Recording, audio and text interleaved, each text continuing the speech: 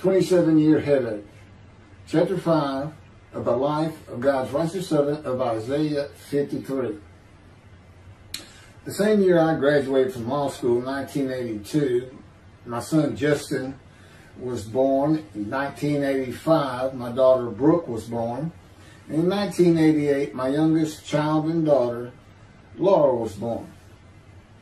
I was making good money, though I expected a lot more, in my first job with a law firm that specialized in collections.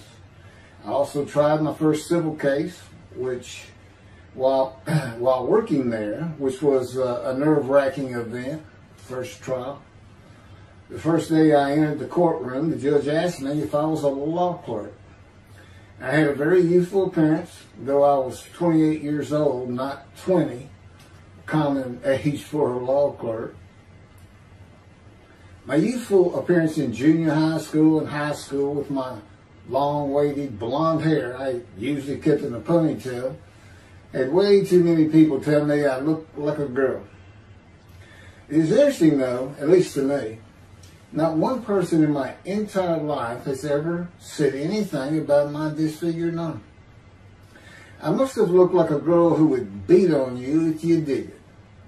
When I got mad, there was no hiding it. You could see it in my face and hear it in my words. When I was 28, Brooke was born. I tried my first civil case, and the bane of my existence on earth began. A never-ending headache that I generally thought to be associated with post-traumatic stress disorder. I had terrible nightmares from my youth, but now I seem to have begun grinding my teeth, causing the temporal mandibular joint, TMJ, to ache terribly during the day, and the whole side of my head, the muscular, I don't know what you call it, but underneath the skin of the skull, was always real tight, a tightening of the muscles. It was difficult to even talk to people at some points. For 27 years I had that headache. I tried everything, even surgery on the TMJ, and another surgery where the doctor severed my upper jaw and then trisected it from my skull and spaced it to fit my lower jaw. All to no avail. I could not stop the nightmares and the grinding of my teeth. Mouth guards helped my teeth, but the pressure was still there. I literally feared going to sleep. I didn't want to wake up the next day sometimes because I knew how bad the pain would be there again. It completely ended my dream of being a trial lawyer. So I got an associate position in an oil and gas firm and began learning how to prepare title opinions for oil and gas companies on tracts of land they plan to drill on. Basically, a title opinion is you start from sovereignty, which is when the state granted the land to someone, usually great, large tracts of land. And from there, you get parceled out and cut up. And I'd be chasing one small tract within a very large one almost 200 years ago in the early 1800s. And I would have to create genealogical charts of heirship, you know, for people who died without a will. And they had to know who the family members were. And I got very good at it. And I really enjoyed it. I'd go to small towns throughout Texas and into their courthouses where they would keep all the records of every transaction, of every piece of land in the county. But anyway, there's an awful lot to it. I do go into it in some detail in the book, but I'm not going to for this video.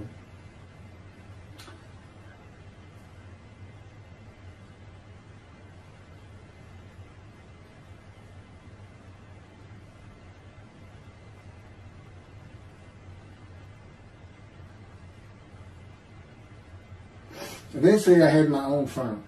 It's just me in my own office, and I was doing very well, though billing hours for title work is generally lower than other areas of the law, you know, by the hour. But I had also been involved in multi-million-dollar sales of production between oil and gas companies, probated wills, prepared affidavits of heirship, worked with landmen to fix title defects, appellate work, including arguments before justices, plea bargaining in criminal cases for defendants, and anything else that came my way. Then it all stopped, and once again I was fighting for my life in 2001. This is chapter 6, skin, colon, and lung cancer. Oh, just, God would have me tell you, he gave me those headaches. When he came to me, I stopped having nightmares. He provides my dreams for me now, and often as a learning experience. But the grinding of the teeth, everything stopped, and I thought it was just because I wasn't having nightmares, and took away any symptoms of PTSD, for which I was receiving money from an insurance company for disability, partial disability. And that went on for about 7 years. Then one day we're out walking, year 7 of 13, and I had that headache. It just came, and I just stopped. And I said, "You got to be kidding. You did not give me those headaches." He said, "Yes, I did. It's necessary. You are considered the suffering servant of Isaiah 53. You had to suffer your entire life until you're suitable for my purpose," and that includes fitting every verse of Isaiah 53. At that time, I had finally read it, 7 years into all this. It was about year 2, I think. But yeah, he did. And, you know, I ended up taking painkillers left and right and drinking with it, as so many people do. I was able to maintain, you know, my life, my work, and everything, but it was enough to put the strain on my marriage that I pretty much blamed myself for it. And I told him I did it. That's the only time I got hot. Disfigure me, gut shot, those things, they didn't bother me. But I said, you know, you hurt my children terribly with that. Because I became a bad father. I mean, I wasn't the father I could be. I mean, they love me and I love them. We don't have any serious risks. They're off living their lives and they're all doing great.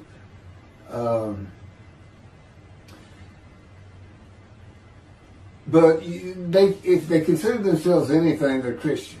And although I don't think any of them are overtly religious, or that they're in church every Sunday or anything like that, but you know, when I started going to the conservative synagogue here in town, and I told them I was converting to be Jewish, they're pretty much just saying I would be a Jew, I guess. I'm not sure that I didn't believe in Jesus. It was probably more of it, God says. But really haven't talked to them much at all in 7 or 8 years. So, but anyway, so God gave me the headache just to make sure.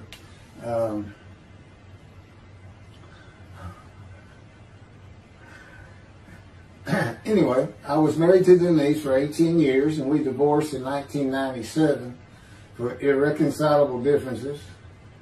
We agreed that she maintain custody of the children. The first to leave was Justin, and he came and lived with me.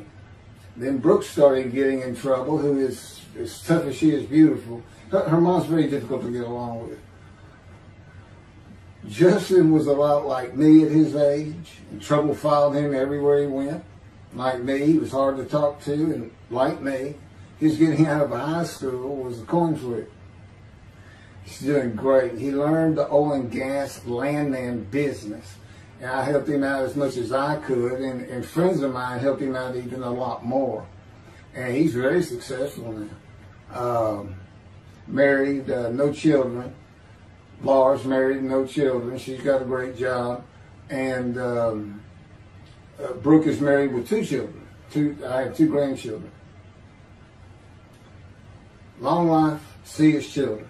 You'll see what I'm talking about, long life, when I get to the lung cancer that God chose to crush me with. Something had to be done, and to make matters worse, Denise had met a man and they were going to get married. But he didn't want Brooke. to be part of their new family, or Justin for that matter. He wasn't going to go stay with them anyway. Now, I had 2 of the children, and she had 1, but all still in her custody according to the divorce decree. So anyway, I stopped paying child support on those 2, but had not gotten around to the proper revision of the divorce decree when I took Justin and Brooke with me to live on the Big Island, Hawaii. Laura came with us to visit for a month. This oversight on my part resulted in Denise and now her 3rd husband filing papers in divorce court for past child support for all 3 children, for the time I had begun paying her 1/3 of the original amount. I represented myself. I had won contempt of court and was locked up for a day, but I never had to pay that money. By verbal agreement, I sent Laura back exactly 1 month later. I could not leave her out, and I wanted her to see where her brother and sister would be living. They were all so close and protective of each other, and still are to this day. And she was so sad. One of the hardest and emotionally painful things I have ever done was put her on the plane back to Houston. I can't think of anything else. The backdrop to moving to Hawaii was my firm was in dire need of new work. But the oil and gas industry was down. It's always up and down. And my clients were not drilling.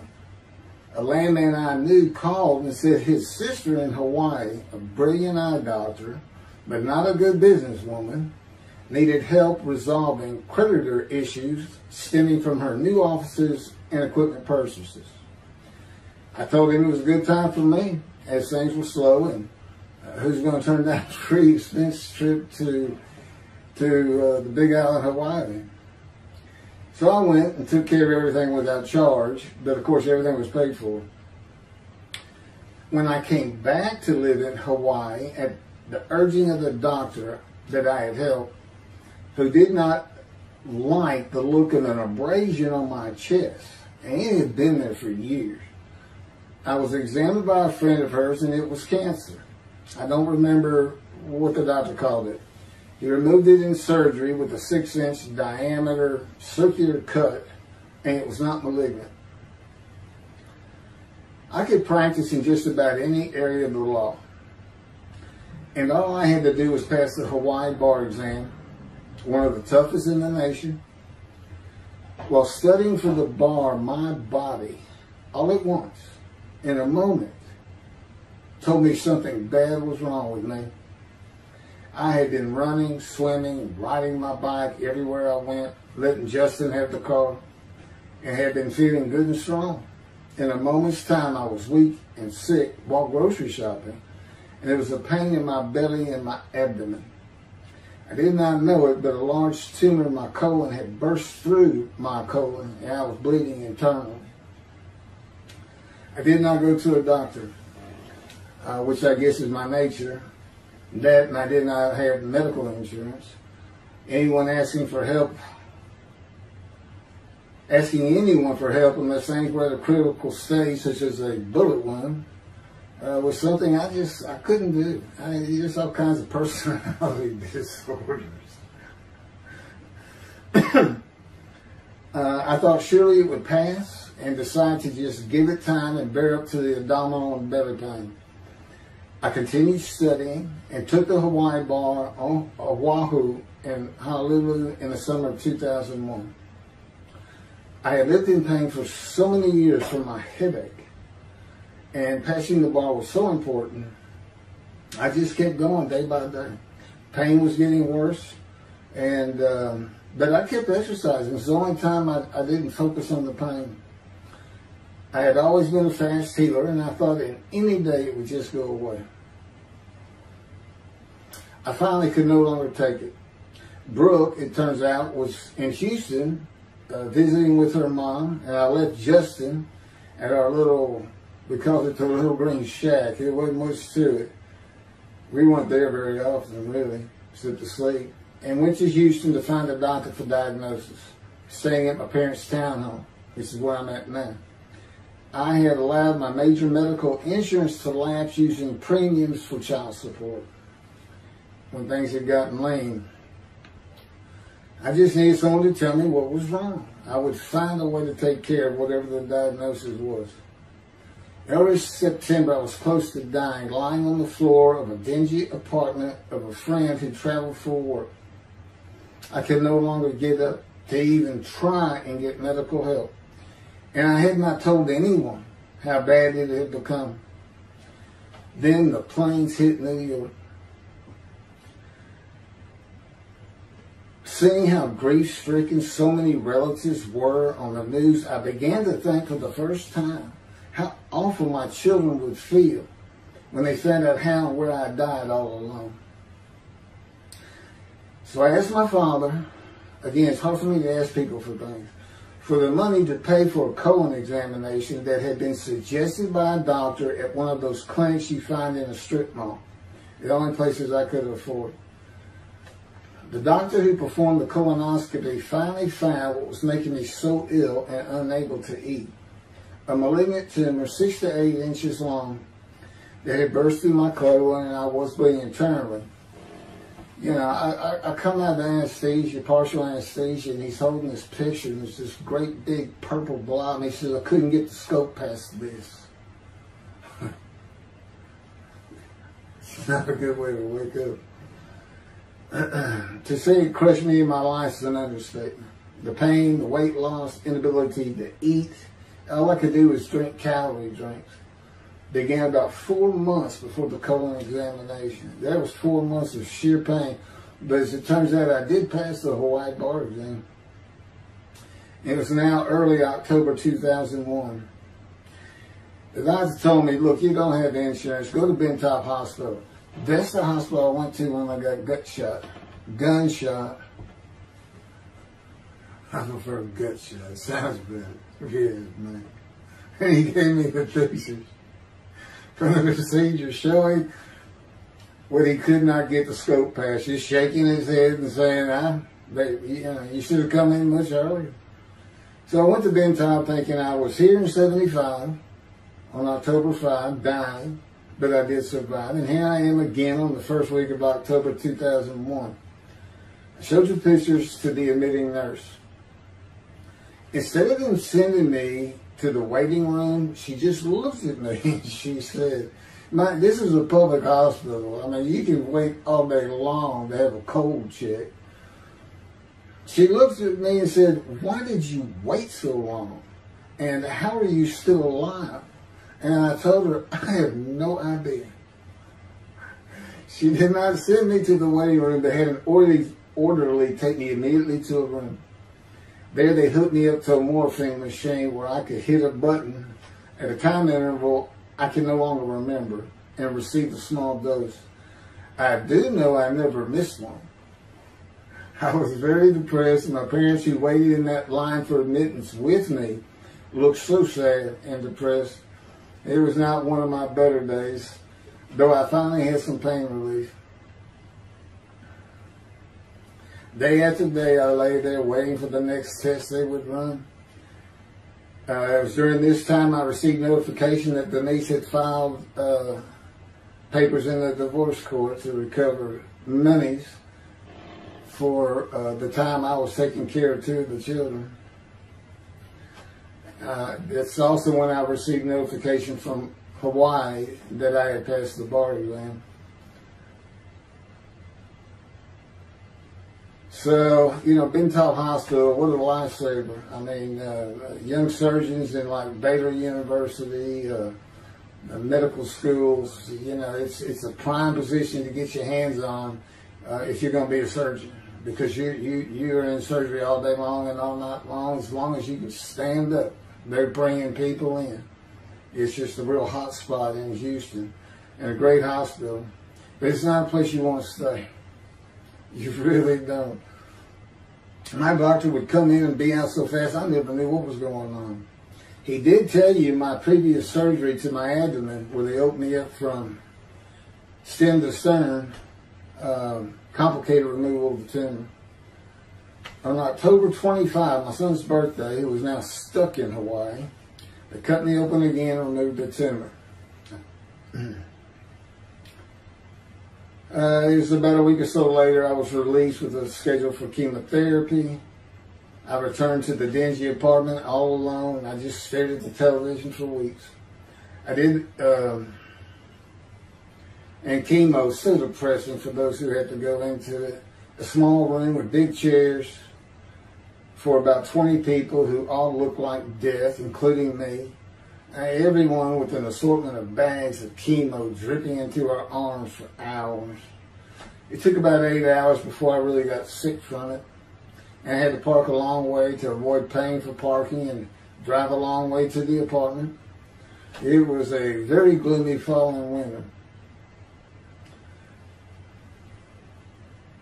When I completed my chemo of once a week for 6 or 9 months, more tests were scheduled. I do not remember how many months the chemo lasted. I do remember I did not finish, missing the last 3 sessions. At the end, I could not get out of the door without bursting into tears and just not go. It just wore me down to nothing. On the bright side, it was my goal. I had my own apartment called the Loft. It was brand new and very nice on a bayou close to downtown Houston with a running trail alongside it and lots of woods near Memorial Park where I had been running a 3-mile circuit since high school.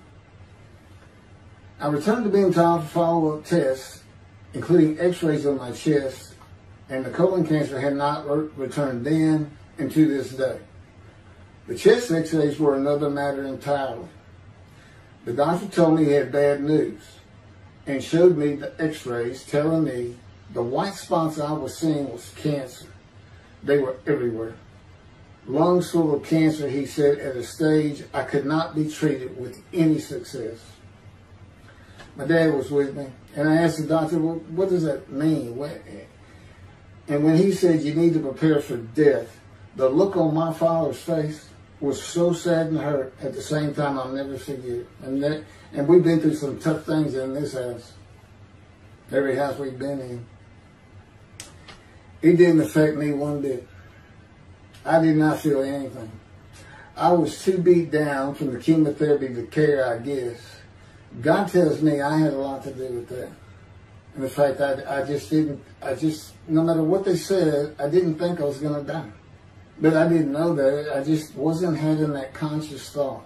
And God says he had a lot to do with that. Of course, he hadn't spoken to me yet. I had never seen a doctor for cancer or any other ailment since that day. I had to get Justin home was all I thought about. But I needed money. I found an old client that needed a title opinion for a drill site well. I struggled through that and got my boy back to Houston. And it was tough. I was so weak. And it had been so long since I really had done any title work. And just going to pick the work up and visiting with the client was a major to-do for me. But we got there and I got Justin home and he went to live with some childhood friends. This was now 2002 and going into 2003. I just walked all over the running trails in the 3-mile loop at Memorial Park and in the woods day after day. I didn't think about dying, but I did start.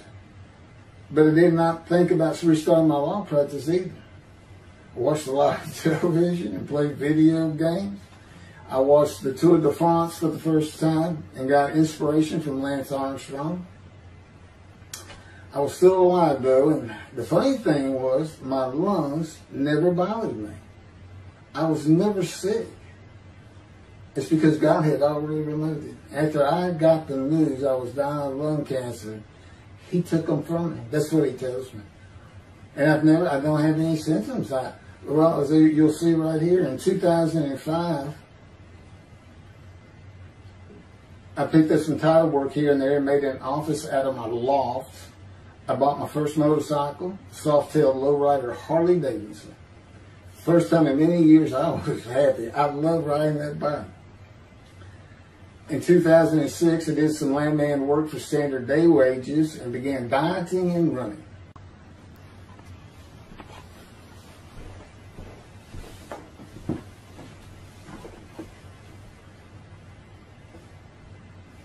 Once once again, my camera only goes for 29 minutes and 59 seconds, and I'm gonna back up just a little bit.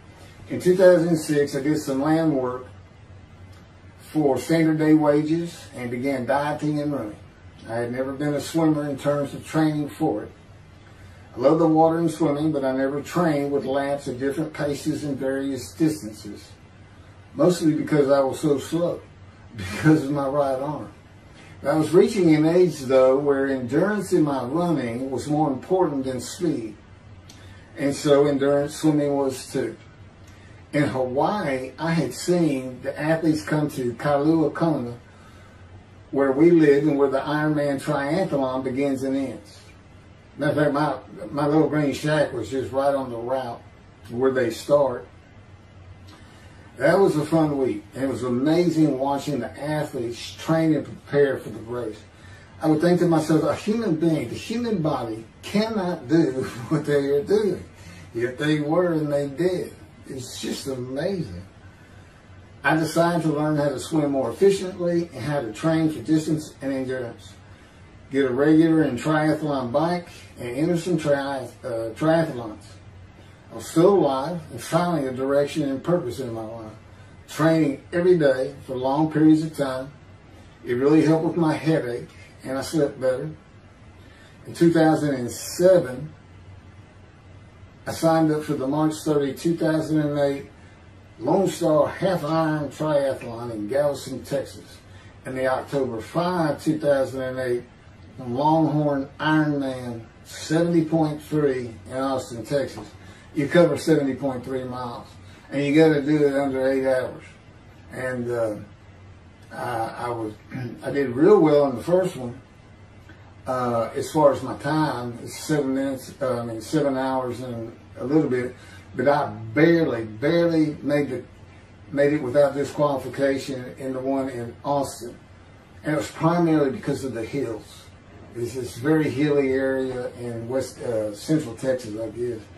But I did make it, and swore I'd never do another one. But I did it after the first one too. It's tough. My insurance was still paying for my inability to work, primarily based on the headache and a diagnosis of PTSD. So I was not working, and I got real serious in training to swim the 1.2 miles in the ocean. And that would be in Galveston and in a lake in Austin. 56 miles on the bike and a half marathon, 13.1 mile run. That's what I was able to do with a diagnosis in 2001 of lung cancer that could not even be treated, stage 4. And that's just about impossible. It would take a miracle of God for that to happen, because generally you're going to die within 1 year. They say if you get lucky with good medical treatment, you might make 5 years. But 1 year is the standard, if you can make it that long. That's my proof that I offered myself to guilt for God. Because you can't, it's not something provable. All you can do is show the result of that offer. And again, guilt's an emotion. I got way too many videos and everything to get too detailed on it. But that is the proof. You know, I got the colon cancer 20 years ago when the planes hit New York. And it was 2000. Oh, that was 2001, right. Too many things go through my mind when I start thinking about those cancer years. But God, He removed it. He had something for me to do, but that's verse 10. God chose to crush him with disease. And as I've mentioned, the reason He chose that is to show that I was blemished, defective, could not possibly be an offer for sacrifice, because He knew what the Gentiles were going to do. They were going to put an unblemished lamb in there and call the Jewish people's Bible their own, and use the laws of Leviticus, not unlike Mr. Tovia Singer and his 6 million blemished ram sacrifice by Hitler, the righteous servant of God. How that seems to read. He's welcome to respond any way he wants to that. But it's on the video, it's in the book, it's in quotes by him. It's from his midrash, from his site. And he said, share this with everybody. Everybody can take it and just share how great my knowledge is. Well, it's lacking in some areas. There's any question he's an intelligent man. But his reasoning capabilities, in my opinion, at least as to Isaiah 53, are severely wanting. I am that man. And God's going to give the Christians hell with it and with me. Just like I just heard this for the first time on the video. When all of a sudden he had me say that Jesus announced he wasn't the man of Isaiah 53 on the cross. When he said, Father, Father, Father, why are you forsaking me? Because he was about to die. In Isaiah 53, who he thought he was, and he's not, who he didn't fit the verses, but he thought he was supposed to be exposed to death, but given long life. So boldly he goes into the Roman Jerusalem and gets himself taken up. He's not worried. Delusional, yeah, maybe, but as far as I'm concerned, he's nothing but a story. He never existed. And the story starts with the Essenes of the Red Sea Scrolls and the teacher of righteousness. Real quick, I'll go over that. Here's the thing. Their founder is called the teacher of righteousness. Okay? They were great followers of Isaiah. They had the great scroll of Isaiah. They're prolific writers and copyists. They had their own gate at Jerusalem. The Essenes gate. Now, the New Testament never mentions them. You got Pharisees, Sadducees, Essenes, but they never mention an Essene. And Jesus, quite frankly, would have been one of them. Because they embody who he is. They didn't like riches, hated sinning. They didn't like material things. They removed themselves from Jerusalem, in the most part, to those caves by the Dead Sea for that very reason. But they did have a gate. They still had people who would be there, and you know what they would do at the gates? Tell stories. That's what you do. You tell stories, and it is a great story. Here's this guy, he's connected with God. Back then they believed men were gods. Caesar was a god. Over in Egypt you had the same thing going on. It's common thought that men could be gods. And this story just springs up. And there didn't any question. They'd have gone and questioned him. I mean, they're sitting right front and center in Jerusalem. You think they didn't hear about this man walking on water, raising the dead, feeding 5,000 with 2 fish and 5 loaves, turning water to wine? That alone, Rome would have said, Caesar would have said, he does what? He turns water to wine. Bring him to me. Don't touch a hair on his head. You don't kill the man who turns water to wine. You send him out with your armies. Make your men happy. It's there's so many ridiculous aspects to it. Most particularly, God performed a human sacrifice for the sinning Gentiles. He's left the sinning Jews for the sinning Gentiles. But he gives them an out, these Gentiles, not his chosen. He gives them an out. I know, I'm going to kill my son for you. So that you'll be forgiven of violating my commandments and laws. If anybody knows God, and the Jews do, and I know him like nobody's business, that's not him. That's not him. I mean, he told the Jews, I'm never going to leave you, but I will punish you. Now that's him. That's him. And he'll put you through hell just to make you a better person, a better people. And he has no plans of changing that. He's not going to change the minds and the thinking of billions of people to make them love the Jew. He's just not going to do it. And the practicality is, he didn't create man for him to even be able to do that. Now, he could have created humanity where he could do that. He could change the mind of everybody at the same time. But I'll tell you on this, he's been working on my mind for 13 years. It is one brutal comp. It's a very one-on-one affair. Now, he says, now, I could just kill everybody. I mean, that's easy enough. That's easy. I could just kill everyone, but He said, that's not, you know, it's all about this. You got to know how to read the Bible. You know, it's written for antiquity first, in the Dark Ages, and then the Age of Enlightenment. I mean, basically he's saying you've got to go back over it. You've got to check these guys. You've got to check Rambam in his speech. God's going to make the world speak Hebrew. Or, yeah, they will be the pure spirit. You got to check some of this stuff. And I read Rashi's, you know, I went through his Isaiah 53 Midrash, and all I can say is very unimpressed. I've seen what he has to say in Malachi. He didn't pick up on any of this. He didn't know what the angel of the Lord is, the angel of the covenant that you desire.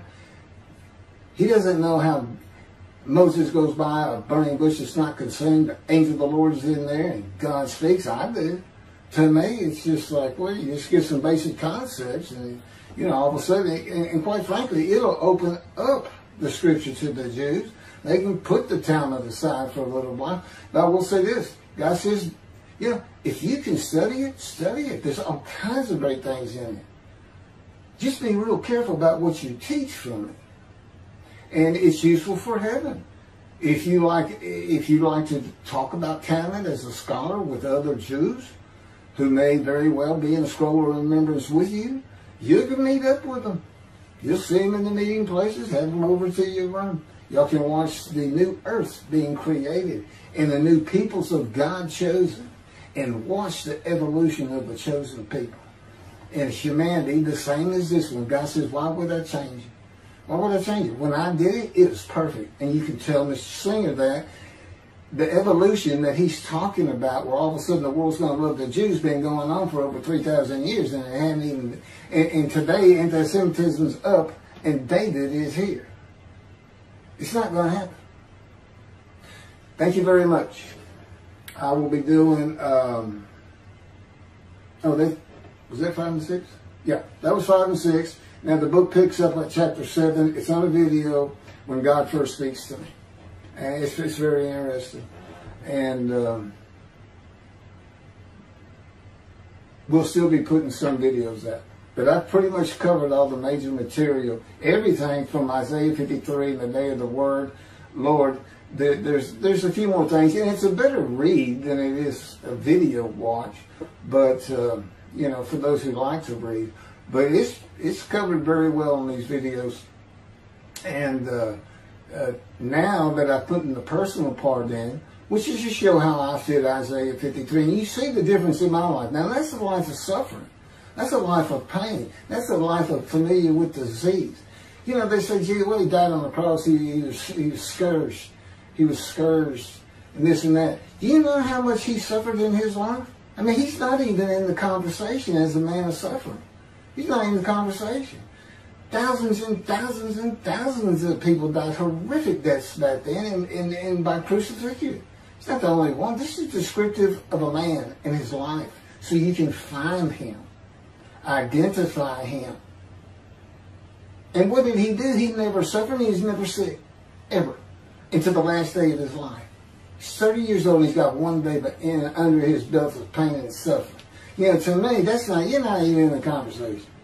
I mean, that's nothing. That's not even suffering. That's just, you had a bad death, sorry. You know, you got whipped first. You got whipped. One gospel says the scourging was an open-handed slap to the face. Now, the other three do say scourge. But then it says, and then every movie you see, he's carrying that cross. He's all whooped up and bleeding, this and that. He carries the cross in one gospel only. In the other three, it's carried for him. And then he's on the cross, and what does he do? Father, Father, why have you forsaken me? And then the gospel says, one of them, and then he gave up the ghost. He gave up and died. I laid in the back of an ambulance for 8 hours, doing everything I could in my power to stay alive. Just gave up the ghost. There's another video where we make that a little bit more humorous. Anyway, thank you for listening, and I guess that's it. Thank you.